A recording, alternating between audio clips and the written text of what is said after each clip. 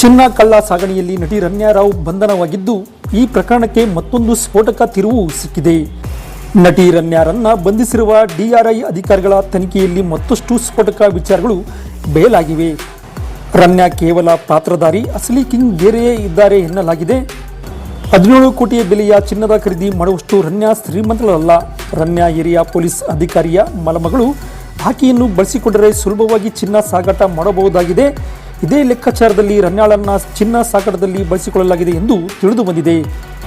ಈ ಅಕ್ರಮ ಚಿನ್ನ ಸಾಗಾಟದಲ್ಲಿ ಏರ್ಪೋರ್ಟ್ನ ಕೆಲ ಅಧಿಕಾರಿಗಳು ಭಾಗಿಯಾಗಿರುವ ಶಂಕೆ ವ್ಯಕ್ತವಾಗಿದ್ದು, ಈ ಬಗ್ಗೆಯೂ ತನಿಖೆ ನಡೆಸಲಾಗುತ್ತಿದೆ. ಚಿನ್ನ ಸಾಗಾಟದಲ್ಲಿ ನಟಿ ರಮ್ಯಾಗೆ ಕೆಜಿಗೆ 4 ರಿಂದ 5 ಲಕ್ಷ ಕಮಿಷನ್ ನೀಡುತ್ತಿದ್ದು, ಈ ಬಗ್ಗೆ ಮಾಹಿತಿ ಇದೆ. ಹಾಗಾದರೆ ರಮ್ಯಾ ಬೆಂಗಳೂರಿಗೆ ತಂದ ಚಿನ್ನವನ್ನು ಯಾರಿಗೆ ಕೊಡುತ್ತಿದ್ದರು ಎನ್ನುವ ಬಗ್ಗೆ ಅಧಿಕಾರಿಗಳು ತನಿಖೆ ನಡೆಸುತ್ತಿದ್ದಾರೆ.